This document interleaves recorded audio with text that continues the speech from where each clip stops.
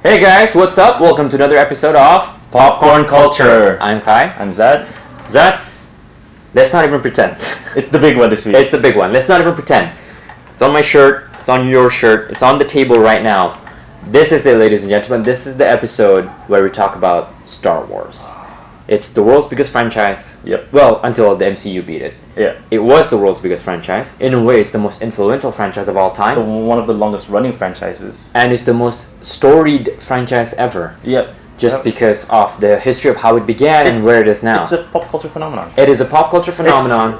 I mean, we can't not talk about this. Yeah, you cannot, like, even if you've not seen it, you know Star Wars. You've heard of it. You can reference it. You can reference Star Wars. You know May the Force be with you. Yeah. You know Vader's, I am your father. You know that line. So there's just no way around it. Yeah. You either call it a lightsaber or you call it a laser sword. You know what it's about. Sword. So, Zat, I want to get straight into this, man. Yeah. You and I seem very on edge. Dude, obviously it's episode 9 is coming out. I'm anxious. As we're recording this, we are just a bit above 48 hours away from episode 9. Yes, we are. I want to get inside your head right now, inside your noggin. Okay. Okay, the noggin that thinks Fight Club is the greatest movie ever. It is we'll not argue about that. I want to get inside your head. Did you ever think, right? Did you ever think we would be here today as fans? Did you ever think we would be awaiting the final, definite final chapter of Star Wars for the second time in our lives? No. Nobody expected this, No right? one expected it. No one expected this. When Revenge of the Sith came out in 2005, everyone thought that was it. That was it. We're done. That was it. That was the origin story that we and it was the word of the law, right? Yeah. It was done. Yeah. For 7 years. For 7 years, and it was it. I mean, who would have thought that Disney, Nobody would have thought of it. So that's what I want to talk about today. I want to talk about that. Yeah. I want to talk about Disney. I want to talk about Episode 9. I want to rank the Star Wars films. I want to know how you watch them. Yeah. But the first thing I want to find out is, let's assume the audience today has no idea what Star Wars is. Let's just assume that. Shall we talk about this franchise first? Where do we start? Okay. Where do we start begin? from the very beginning. Yeah. Okay? It was the year. Yeah. I wasn't even born yet. So it was the year 1977. Yeah. George Lucas had just created a film which he hoped would be spinning off into other films. Yeah. And the name of the film was The Star Wars. Yeah. It was just the Star Wars. The Star Wars. Yeah. Its final name was Star Wars. Yeah. That's it. It's May 1977. People walk into the cinema. They see the words "a long time ago in a galaxy far, far away." And arguably one of the world's greatest composers, John Williams, blasts fanfare and he goes "dun, dun, dun," and he goes "Star Wars." Yeah. And then the first lines are, "It is a time of civil war," or something like that. Yeah. Civil unrest. Civil unrest. Yeah. Yeah. And that was it. That movie was a cultural phenomenon even in 77. Yeah. Right? The movie destroyed the box office. Unknown actors Harrison Ford, Carrie Fisher, Mark Hamill are now global stars because of this. Because they play Han Solo, Princess Leia, and not to mention Anthony Daniels, Kenny Baker, Peter Mayhew, David Prowse. Everybody's killing it. The film also boasts the talents of Alec Guinness, the Alec Guinness, the Obi-Wan Kenobi. Yeah, and then there's also forgetting the guy who played Grand Moff Tarkin was Peter Cushing. Oh, yeah. Peter Cushing was there. Yeah, Peter Cushing. This was a movie that was set in space about laser swords and blasters. Yeah. And it dominated the cultural landscape. Dude, even the voice actor of Darth Vader, James Earl Jones. Yeah. Even his voice is iconic to this day. And that's it, right? The movie ends, Luke Skywalker wins, boom. And then 3 years later, George Lucas does it again. Yeah. With The Empire Strikes Back. The best Star Wars film. We'll be talking about this later. Yeah, in our rankings. Yeah. And he destroys what came before because the hype for this film is fever pitch. Yeah. And it has one of the greatest twists in the history of cinema, where the villain is the hero's dad. Yeah. It's beautiful, right? And even on set, only Mark Hamill knew about this. Nobody else knew about this twist. Everyone didn't expect it. Nobody expected it. And then, it ends on a cliffhanger where you think, oh no, this is part 2 of the hero's journey. Yeah. What happens after this? Yeah. And in 1983, he releases the ending. It's called Return of the Jedi, and it ends nicely. Yeah. It ends nicely. We'll talk about that. We'll talk about that later. It ends nicely, and your heroes are happy.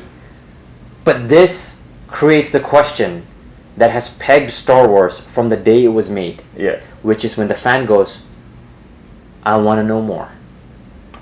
That's what happened. Yeah. And after Return of the Jedi, fans said, but yeah, that's cool. We want more. We want more beginnings. We want more endings. We want more after this, right? Yeah. And it creates an entire empire. George Lucas creates an entire empire of expanded universe storytelling. What happened after Return of the Jedi? How did, what happened between that 1 year between Empire and Return of the Jedi? And the 1 year between New Hope and Empire as well. Like, and there's books, there's comic books, there's video games. There's novels. They all bridge this gap. And then fans are like, but we want more. Yeah. We want more. And then in 1994, George Lucas puts pen to paper and he writes what would be the first chapter in the fabled Star Wars prequel trilogy, The Phantom Menace. And in 1999, this movie comes out to a bashing from fans. It was because George. It was like in hindsight, though, when you look at it, it was crazy how fans reacted to the film. It's how did we react when we watched last? Well, film? You know what I mean? Yeah, I know. Yeah, so like fans bashed the film, and this is the question I want to ask you. Do you think the criticism was warranted? Do you think it's that bad? Well, okay. Let's put this into context. When we last saw Star Wars before the sequel trilogy, it was a mere 10 years between Revenge of the Sith and The Force Awakens. Yeah. How long did it take for people to wait between Return of the Jedi? 16 years. Exactly. So it's almost double the time. Exactly, and the anticipation, the curiosity behind the first episode of the prequel trilogy was, like you said, at a fever pitch. And what George Lucas decided to do wasn't what people wanted. Exactly. It was. Do you think he shot himself in the foot by having all these great novels come out, these comic books and video games come out, and suddenly people go, "What is this?" Because he wasn't involved with the books. No. And I think that's the thing with George Lucas. He is, how he's like. He's he's rather possessive of his intellectual property. It's like poetry. It's got to rhyme. Yeah, even before he sold Lucasfilm to Disney, he was, rather protective of he had a sequel trilogy written out. Yeah, exactly. So I think, in my opinion, he wanted to forego everyone's expectations and make something completely different for the sake of it. I think it's the other way around. Really? I think George Lucas found accidental success.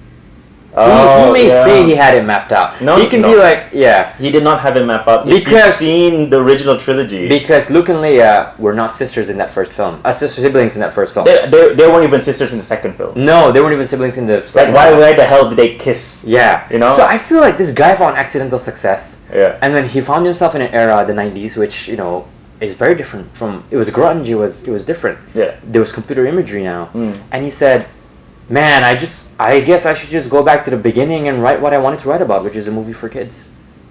True. Because The Phantom Menace works well with kids. Yeah, it's adults who hate it. It's a lot of people probably know this already, but he wrote it not for adults. Like he would totally imagine, like, if people watched Star Wars back in the prequel, like back in the original trilogy in their 20s, and they grew up 10, 20 years later and they have kids. It's a movie intended for these adults. Kids. For these adults to bring their kids with. Yeah. It's a family kind of film. Yeah. But it just backfired completely. Yeah, and Phantom Menace made him very bitter. And honestly, the actor who played Jar Jar Binks, who was the most hated character in any franchise ever. Yeah. Ahmed Best. He went through a dark patch where he tried to commit suicide. He's much better now. Yeah. And then 3 years later, Lloyd, dude. Jake Lloyd. How can we not talk about Jake Lloyd? He's the little kid who played Anakin. His childhood robbed off him. Yeah, the little kid who played Anakin Skywalker he was abused, bullied, harassed ever since he got the role as Anakin Skywalker. And he's not had an easy adulthood either. No. So, you have that, and then 3 years later, Attack of the Clones come out, and people are saying, George, stop making movies, because they hated Attack of the Clones. It's like so at this point, you're 2 chapters into a trilogy, and people hate you. Yeah. Right? Because they don't like the guy you cast, they don't like your writing, they don't like the CGI, they hate everything about it. Yeah. But this guy pushes through, releases episode 3, and he says, y'all can go to hell, I'm done with this story. It says a lot how the studio Fox was just, backing him throughout. I mean, Fox was just a distributor, though. Yeah. Fox never funded a single cent. True. They only distributed because the only thing they funded at that point was A New Hope. Oh, yeah? Yeah, so New Hope was 50-50 split. Yeah. Everything else was Lucasfilm. Okay. So, he goes like, you know what, you guys can go to hell. This is the ending. You don't like it. Shove it. Right? And he ends it. And so this is my Star Wars story. Revenge of the Sith is the only Star Wars film I was able to watch in the cinema. Same? Same. Nice. Dude, like, I'm, 1999? I was 10 years old. Yeah. You think my parents are going to bring me to a cinema and watch Star Wars? I don't know. I just assumed every Brunei kid ever... No, dude. My parents, full disclosure, they're not into sci-fi films. Right. At all. Okay. They're all into action films sense. and stuff like that. Yeah. They grew up in the era of, like, Arnold Schwarzenegger. Yeah. Stallone. So I never got to watch Star Wars. I've always liked Star Wars. I wanted to be in space. I wanted to beat the aliens with my hands. Get out of the chopper. Okay, anyway. Get to the X-Wing. I didn't watch episode 1 and 2 in the cinema. Right. I saw both. I saw number 1 on, I think, like, on the recorder. And I got episode 2, same, on the recorder. Damn. Like, at the time, I wasn't, like, a huge Star Wars fan yet. Right. Episode 3 was... the one that really made you a Star Wars fan. Okay, so we'll be talking about our first Star Wars experiences after this. Oh, yeah, sure. Yeah, definitely. so Revenge of the Sith, I watched Revenge of the Sith and I walked out and I go, that's it, that's the end. Yeah. Right? For the longest time, that was the end. That was canon. We never argued. No. We took it. And then there was the Clone Wars that came out, which unfortunately I never got into when it was coming out. Yeah. Because it's an amazing series. And boom. One day we wake up and there's the news. There's a news report coming out of Disney Studios saying George Lucas has sold Lucasfilm and its entirety. I remember it was December 2012. 2012. Yeah. Here we are 7 years after that. So the news report said that Lucasfilm has been sold in its entirety to Disney Studios and that Disney has now commissioned a sequel trilogy. I remember reading this news and going, oh my god. I remember reading about it. I was like... I did not know what to feel, man. I was like, I can't believe he did that. Like, this was so uncalled for. Yeah. Unprecedented, if anything. Yeah, no, it's true. Like coming from George Lucas... I was not excited. I was not I'm like, I don't know what they're going to do to it. That's true. You know? That's true. I'm so protective of this franchise. I've got Star Wars on the original unedited VHS. Yeah. I got it on the edited VHS. Okay. The special edition. Yeah. I've got it on special edition VCD. I've got it on special edition Laserdisc. Oh, you have the Laserdisc? That's so cool. I got the original DVD's release.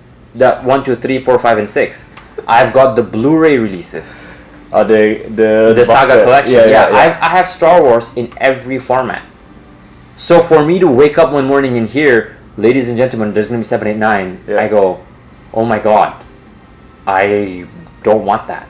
Because Return of the Jedi, and we'll talk about this later, it was the perfect ending. Yeah.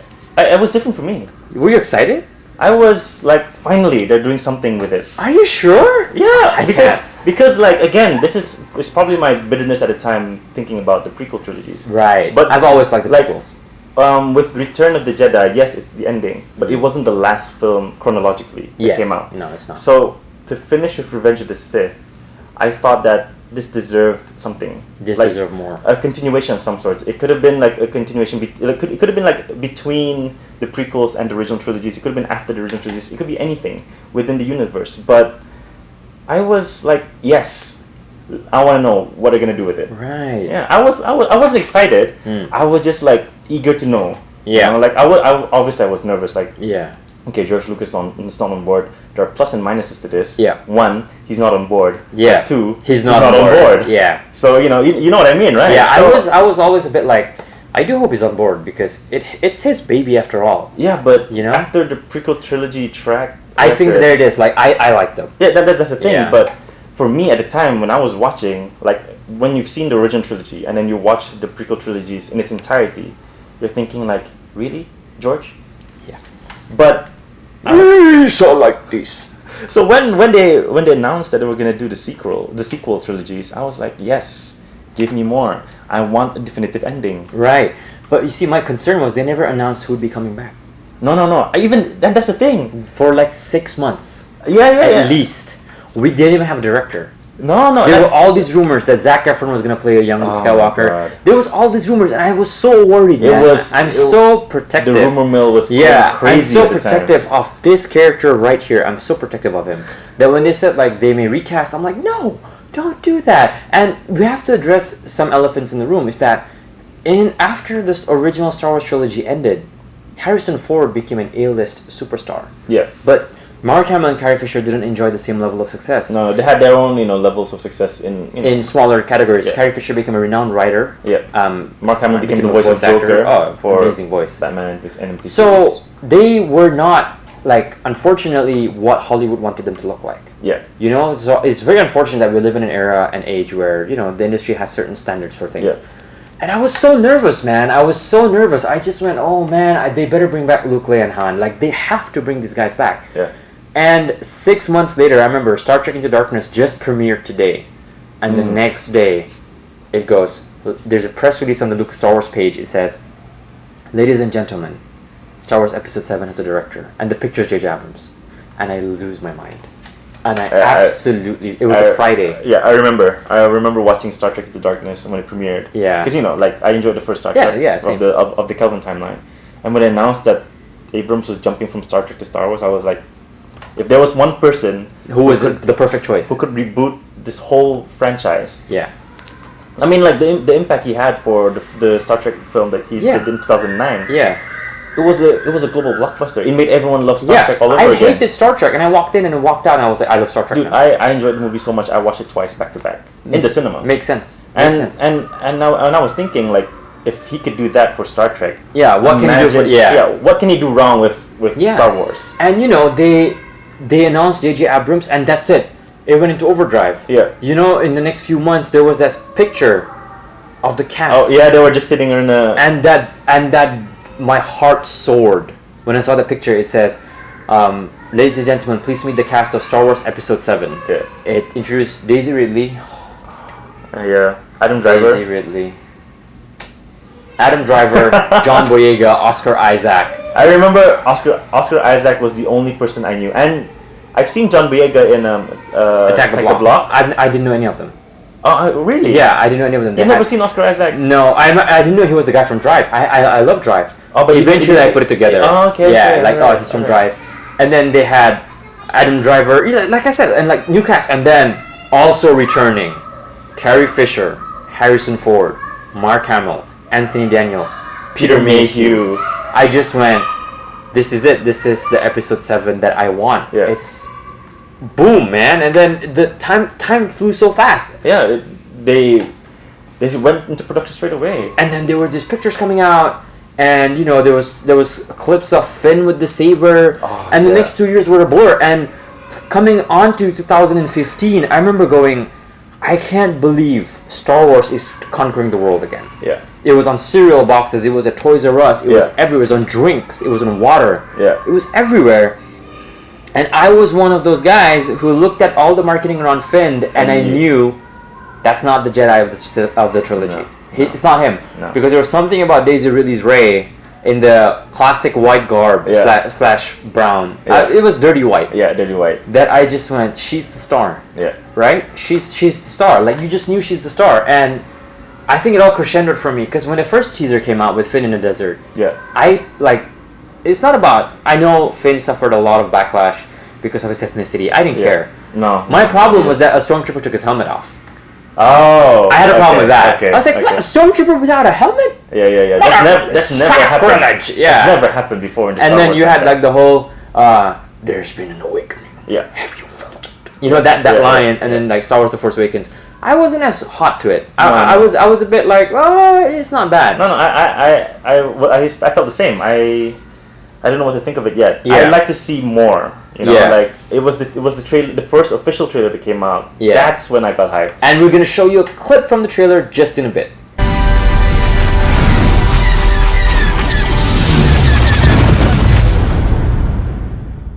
Chewie, we're home.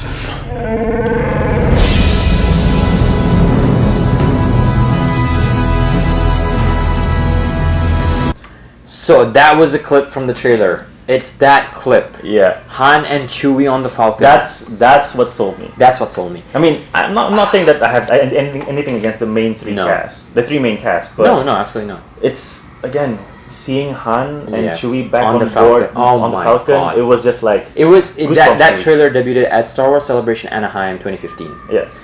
When it came out, it was like 3 o'clock in the morning here. I remember waking up at 3 o'clock in the morning, going on YouTube, and Star Wars, the official YouTube channel, I posted a trailer. And so at this point, I was sharing a room with my brother, and I played the trailer, and it goes, the opening line goes, "The Force is strong in my family. Yeah. I have it. My sister has it." You know, and that line from Luke, and I literally went in the room, and my brother's like, and apparently he didn't tell me this, but he apparently woke up. He's like, "What the hell's wrong with this guy?" And then when it came to the end, I was bawling in the room. He says, "Okay, if you're crying, can you keep it loud? Can you keep it lower? Can you go outside because I'm trying to sleep?" And I went outside and I watched it again. And I was sold, man. I was sold on that trailer alone. I mean, dude, the trailer, like I said, seeing Han and Chewie back on board the Falcon was just like brings back all the memories. Oh, you know, it made me forget how. And I didn't see Harrison Ford. I saw Han Solo. Yeah, exactly. Because he had done so many movies at this point. Yeah, you exactly. know? Yeah. And he just goes, "Chewie, we're home." Oh man, that is beautiful. Yeah. Right? Yeah. And so the next few months were such a blur. You get another final trailer where you see Leia finally. Yeah. But there was all this mystery surrounding Luke, man. People were like, where is Luke? It was officially announced that he was going to be part of the cast, but Yeah, they he never was actually not showed in anything. No. And there were whispers that it could be Kylo Ren, and I said, no, there's no way it's Kylo Ren. And you got your answer when you walked into the cinema, and you watched this film, and in the opening lines, in one of the earlier scenes, Kylo Ren's, Supreme Leader Snoke goes, the droid is now in the hands of your father, Han. So you go, oh my God, it's Solo and Leia's kid. Yeah. And then Solo comes in and tells you about the kid that betrayed him and everything. And and fast forward, you're in the cinema and the Falcon arrives on Ahch-To, and Rey walks up a few steps. Yeah. And he sees this figure in a robe. You can just see his back, but you knew it was him. He knew, and when he turned, he had never looked so majestic. It was like he was so motionless. He looked Arthurian. Yeah, his face was just so like still and emotionless. And then Daisy Ridley does this, and Mark Hamill turns, and you hear that song. And then it ends. And we have to and I was thinking at the time fudge, 2 years I have to wait for this. And it ended. And things kicked into overdrive after that because you had Rogue One, a movie that we didn't know we needed, and then it was amazing. I love everything about it was amazing. Yeah. And I think it came the downfall. The Last Jedi. Yeah. I went all the way to Star Wars Celebration 2017 in Orlando, where I got you this shirt. Thank you very much. I met Mark Hamill. I met Ray Park. I met Boba Fett. Blanking his name right now. Yeah, I can't remember his name. Boba Fett from the prequel trilogy. Yeah, but you met Boba Fett. And then I met Hayden Christensen. I watched the trailer debut live. Yeah. He had John Williams playing the score as well. Everything. I had the full Last Jedi experience. Yeah. I went to Celebration. I got my photos, posters, everything. I went to Singapore for Force Friday to get the action figures. Yeah. We fanboys scored a advanced screening of the show. 10 minutes into the film, I knew he was doomed because right after Rey gives him the saber, Luke takes it and throws it off the cliff. Yeah. And that was it, man. That was the nail on the coffin for me. People in the cinema, I don't know, they were laughing. They were like, "Ha!" They were like, "Oh, what a funny scene." Yeah, and but that's not what we wanted. That's the thing. That's not Luke. Yeah. Why would Luke throw away his lightsaber? And in the next 2.5 hours, we have an uncharacteristic Luke Skywalker getting bitter and mad. And by the time he appears on the final battle in Crate, I didn't care anymore. I couldn't be bothered, and he dies the most pathetic death I've ever seen. I was disappointed that him and Leia never had a proper reunion. Yeah, that was sad. It was even sadder knowing that we would never see them on screen together. Yeah, because Carrie Fisher passed away, and that's what I Rogue One. Yeah. A week later, Carrie Fisher passed away, and I couldn't. I remember us talking about Carrie Fisher. I couldn't see anything with Leia after that. It just it still breaks my heart. I remember texting you late that night when it happened, and I was saying sorry, dude. All I said was sorry for your loss. I remember. That's all I said, and everybody texted me. They're like, "We're sorry." And after that happened, you didn't see Star Wars up until Last Jedi. I did not. I couldn't watch it for a year. Yeah, I remember. I just couldn't. How do you do that? And obviously, the last day I killed it, and it left a bitter taste in my mouth, man. Yeah. And then when Solo came out, I liked it, and then I've been away from Star Wars forever. But this year, Michael, my friend, and I decided that we were gonna go do Celebration Chicago. Yeah. And we were there when they debuted the trailer for Episode 9, Yeah. The Rise of Skywalker. When they gave that name, like a part of me went, yeah. I think I'm back. Especially when they brought back Abrams into the fold. Oh, last year, but I called it. Yeah. I was calling it. Like, the moment they fired Colin Trevorrow, Yeah. I heard whispers, and I said, guys, I think Abrams is back. Now, I don't know what they were thinking with, appointing someone like Trevorrow, who only had like a Jurassic World as Yeah. his only credit. And a few indie films here and there, but, to conclude the saga, that's a huge responsibility. Yeah. And then they got I think... Okay, so we're going to talk about this in a bit, but I think for now, Abrams is the guy to close it. Yeah. Because he opened the door, he should close the door. Yeah.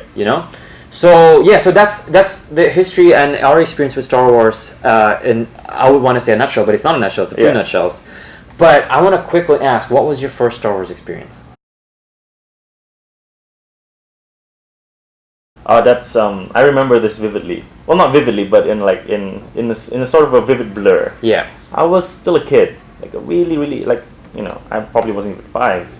I don't know. But I remember I was in my parents' room watching TV, switching channels, and it was this scene when Luke was helping Leia escape from Jabba the Hutt. At the beginning of Return of the Jedi. Yeah. That was my first experience. Right. And I stuck through the film, not knowing what this film was about, because I haven't seen A New Hope. I didn't Empire. I didn't know anything about Empire. I didn't know this was the third film of a trilogy. Yeah. But I saw them, and you see Leia in the golden bikini, and you see Luke with his lightsaber. I'm thinking in his black outfit. Yeah, and you see Jabba the Hutt, and you see Boba Fett. Greetings, Exalted One. There was so many, and I was a kid. I barely knew what the film was about or what they were talking about. But I stayed and thought wow, this is one hell of a film. I mean, I didn't think that when I was a kid, but I just stayed there. I didn't know what the story was about. I just followed through the action set pieces. And as a kid, when you see the Ewoks, they're so direct. I'm like, oh my god, this is so, how can you not? Right. And that was my first exposure to Star Wars. It was only years later, when I was in my teens, that I found out that it was part of a trilogy. Or part of a larger story. Yeah. Oh. Wow. And to be quite frank, I only knew about it when Phantom Menace came out. Right. I mean, dude, I was 10. Yeah. What do I know about trilogies other than Toy Story or Back to the Future or whatever? So when just before Revenge of the Sith came out, that's when I finally got to watch everything on DVD. Yeah, in order from 4 to 5 to 6 to 1 to 2 in preparation of 3. Right. That was my first preparation in watching okay, I have to watch this trilogy properly. Right. I have to watch this franchise properly. But as a kid, when I watched, I didn't I wasn't into the Star Wars fandom well into the mid 2000s into my teens. Probably around the same time I wanted to venture into comic books. Yeah, but it was it was a year of exploration. Wanting to finding out what you like. Inquisitive youth. Yeah, definitely. Nice. So that was my first experience. But what about yours? You're not gonna believe it. It was 97 August. My mom used to look after the family store while my dad worked in a government job. I was going to Sunshine School, and we dropped my mom off at our grocery store, and we were turning around, and there was a printing company there called Avesta Printing. They shut down. They used to put up posters for latest movies that would be coming out right at the edge of the Simpang. And we were taking a turn, and then I see this poster for a film that I've never heard before. It said Star Wars Trilogy. That's how I read it. Yeah. Star Wars Trilogy. And it was a picture of a black robot in the middle with ships and bears all over the poster. and I just thought it was the greatest thing I'd ever seen.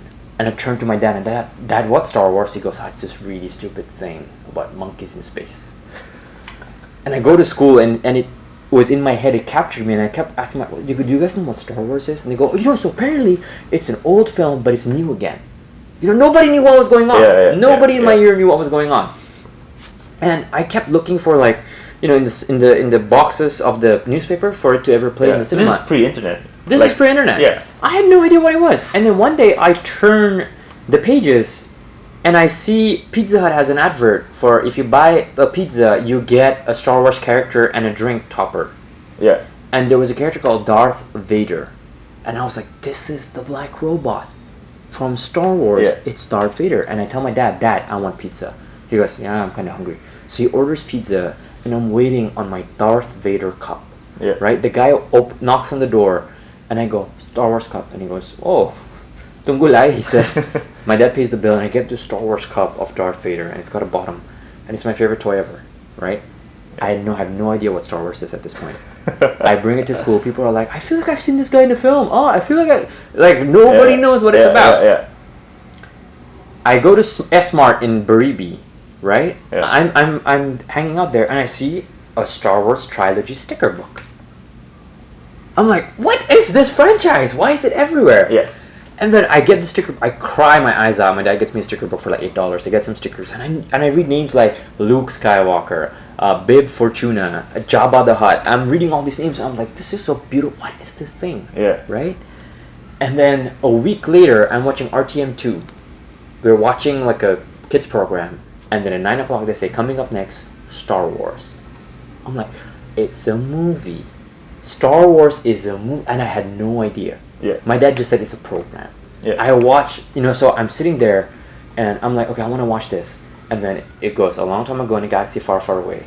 And it goes, dun, and the music it captured me, and I took Conan the Barbarian, VHS, popped in the VCR, I recorded over Conan. 5 minutes in, they show a snow planet, and my mom goes, if you're not in bed in 10 minutes, I'm switching the TV off. And I have to go to bed. And I said, Mom, please promise me you will wait till the film finishes before you switch the recorder off. Yeah, I promise you, kid, I promise you. She goes to bed. Next morning, I don't get to check the tape. I go to school, I tell my friends, guys, Star Wars is part of a film. And they go, yeah, my dad has Laserdiscs. There's 3 of them. I'm like, there's 3 films? And we're discovering, and here's the crazy part, one of those guys is still my friends, and he's watching episode 9 with me in 2 days. Okay. So, we're talking about it, and then I go home, I don't even eat, man. I play VCR, and my mom stopped it after I went to bed. So all I see is a snow planet. Yeah. Nothing else. Oh, dude. I ask everybody for the tape. Nobody has it, right? It breaks my heart. Yeah. And then I get really sad, and my dad says, okay, I'll buy you something Star Wars today. So we leave the house, we go to S-Mart again, and they have a comic book adaptation of Star Wars. Yeah. And I buy it, right? And this is my story for the next 7 years. I don't watch Star Wars, even though I'm a huge fan, until a movie called Attack of the Clones comes out. And my friend has a VCD of this film from a cam version. He goes, this is episode 2. I'm like, but what was the first 3? Yeah. Is Anakin Luke's father? And they go, no, I think it's Luke's son, because the technology is better now. Yeah. We're still figuring it out. No, it's true. I pop it in, and I'm watching Attack of the Clones on really bad. So I grew up very poor. We couldn't afford any of this. Yeah.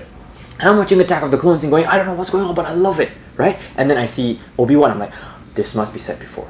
Yeah. This must be set because Obi-Wan's young. Yeah. And then there's Boba Fett. Yeah. I'm like, this must be set before all this. Yeah. Yoda looks different. Like I go, this is it, and I'm watching that, right? And then I go, I need to watch the first 3. Yeah.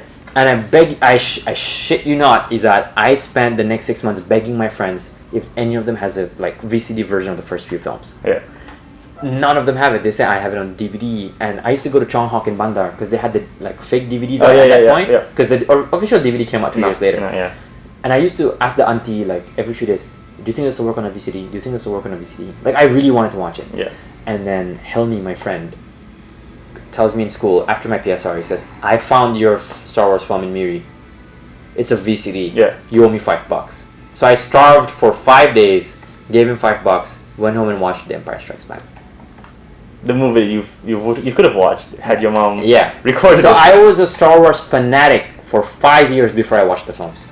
Never seen anything before that. Yeah. Phantom Menace comes out, I go to my parents, they go, we're not indulging this anymore. Yeah. You have a lot of Star Wars stuff, we're not indulging you. Yeah. And that's how it began, dude. It was an obsession. It was an obsession. It was an obsession. Until today, it's still an obsession. Yeah. Along the years, I've lost some of the merchandise. I bought it back. Yeah. I bought back those cups. I lost them as a kid. I bought them back, and it's just this franchise will never leave my life, man. That's my Star Wars story. I didn't see it until 5 years after I became a fan. Okay. So we have pretty different stories here. We have very different. You loved it even not knowing what it it was. I didn't become a fan until much later. Until the lore kicked in. Yeah. Yeah, and that's until you actually understood what it was about. So your first Star Wars film in the cinema was Revenge of the Sith. Same. Episode 3. Yeah. Because like growing up, I mean, again, my parents, none of my siblings, I think for the matter, I think probably just one, was a fan of Star Wars. So I didn't get to watch it in the cinema with anyone. Yeah, same. Like, and at the time, I think a lot of my friends were crazy about Harry Potter. Yeah. Like everyone was in the Harry Potter craze, and so was I. But Star Wars just like piqued my interest. And when episode 2 came out, my mom was like, you can either watch Spider-Man or Attack of the Clones. And you picked Attack of the Clones. I picked Spider-Man. You picked Spider-Man in the cinema, yeah, because it was bigger. Yeah, and it was the first time. So yeah, that's my Star Wars story, man. Like it's been so different. And here we are today. And yeah, and I consider myself lucky. I've met Mark Hamill. I've met Hayden Christensen, Billy D. Williams. I've had such good Star Wars experience. It's been 22 years now. Yeah. Right? But this is what we got to talk about. We got to talk about Rise of Skywalker. The big one. Yeah. Episode 9. But before we get there, I want to ask you what your viewing order is. Oh, okay. Yeah, so Viewing maybe order. we'll do a quick graph of the release dates for the Star Wars films so our audience knows what it is and why it's so important to have a viewing order. Yeah. Alright, so check this out. So that's the release order of the Star Wars saga. It's so confusing, isn't it? I mean, who begins the film franchise in the middle and then finishes it and then sells the franchise so another person could continue the story. Yeah. It's like me writing a book going, all right, this is the middle, this is the beginning, but do you want to conclude it? Like it's so different. Yeah. So that's the release order, and there's been so much debate about the viewing order. There has been. I mean, there's been so many theories about this. Like a lot of people, what's the perfect viewing order? What is the perfect viewing order? Yeah. And for those of you at home who have not seen these Star Wars films, or at least seen them properly, in our opinion, we're gonna discuss about how we would rather watch the film. Like what is our viewing order? Where do we begin? Where do we end it? Okay, so there's two basic ways to do it. Yeah. Which is people watch it chronologically. Which is 1 all the way to the latest one. Yeah. Right? So it would be 1, 2, 3, Solo, Rogue One, 4, 5, 6, 7, and 8. And that's how I would watch it. That's how I watch it too. Yeah. Nice. We but there's also the viewing order of 4, 5, 6, 1, 2, 3, 7, Rogue One, Solo, 8, Solo. So it's the order of release. Yes, or the order of how the movies were released, and people just watch it based on that. Yeah. Pretty much. But there's also what they call the machete order. Yes, I have read this online before. Yeah. So the machete order is 4, 5, ignore 1, 2, 3, 6, and then you do 7 and 8. Yeah. Right? Because apparently by the time you find out Luke's dad is Vader, you can go back to his childhood, which is 2 and 3, and how he fell. Yeah. And that way when you go into episode 6, Vader's softer side makes more sense. Yeah. And then you his redemption arc is more fulfilling. Yeah, so that's the machete order. You ignore number 1. I can't do that. Then that's the thing. That's the problem with the machete order. I cannot ignore the first episode because the episode 1 sets the stage for the demise of the Republic. You know, it sets their downfall. They were and especially the Jedi Order. People ignore the fact that they were so naive and blind to the fact that there was darkness within the Republic. But they just didn't see it. Yeah. You know. So that's I do. Emotional. Yeah, I don't do the release. I do the story order. Yeah, because I look at it as a saga. Yeah, exactly. But I was thinking about this. I think I can come up with a custom viewing order. Really? Yeah, I really think so. Okay. If you only acknowledge the OT and the sequels without acknowledging the prequels, right? You could do Rogue One, A New Hope, 4, right? Empire, then Solo. Because that's when you meet Lando first in Empire. And you can see the friendship that they talk about in Empire in Solo. Yeah. Then you go into Return of the Jedi, and you go straight into 7, 8, and 9. Now, I'm not sure how 9's going to do it. But that way you ignore the prequels completely. But why would you do that? Some people may not want to watch the prequels. Why would you do that? Yeah, why would you do that? Okay, but I thought about this again. Yeah. And I said, okay, let's assume we would want to watch the prequels. Okay. You could do Rogue One. 4. Empire. Solo. Then you do Solo. And then you do 2 and 3. And then you do Return of the Jedi. Yeah. So the build up into Vader's turn. Yeah. It's gonna again, this ignores episode 1. Again, I can't. You have to, like, regardless of how. So you have to include episode 1, right? Yeah, and I got it. So it's episode 1.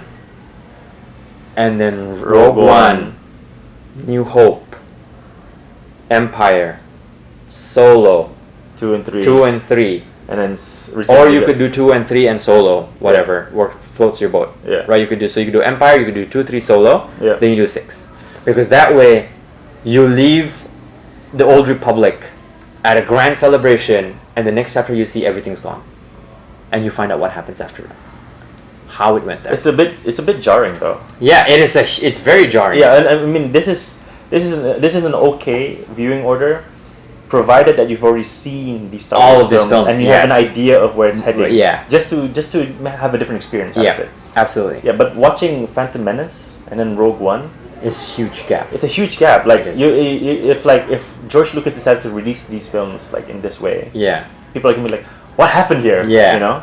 But it's like doing a Zack Snyder. That's another episode.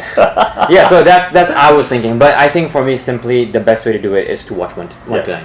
1, 2, 3. I put Star Wars after 3 because it shows what the world was, what the Yeah, universe was like when the Empire rose. Yeah. And then you see Rogue One just before Hope, Yeah. A New Hope, obviously. And if you're not been lucky enough to see 4, 5, 6 first for any reason, then that's a damn shame. Yeah. You know, like if in an ideal world you would have seen it. Yeah. But you know, if you haven't, then just 1 to 8 chronologically. Yeah. So it's 1, 2, 3 Solo, Rogue One, 4, 5, 6, 7, 8. Or there's another option where you disregard the anthologies altogether and you just watch 1 to 8 without watching Solo or Rogue One. Ah, it's a shame though. It is because the anthologies are there for a reason. It adds more depth and layers to the universe of Star Wars. It But does. again, it's whatever floats your boat. Yeah, right? whatever floats your boat. Some people prefer to just watch the Skywalkers. Yeah, 1 to 9. Yeah, That is another conversation entirely, but we're running out of time today. we're running out of time. Yeah, so this has been a blast talking about Star Wars with you guys. When we come back next in the next episode, which won't be too far away, we'll be talking about our expectations for episode 9. Yep. And we'll also be talking about Our our rankings. rankings for these films. Yeah. Right? So thank you for watching, guys. We'll see you in another episode of Popcorn Culture very soon.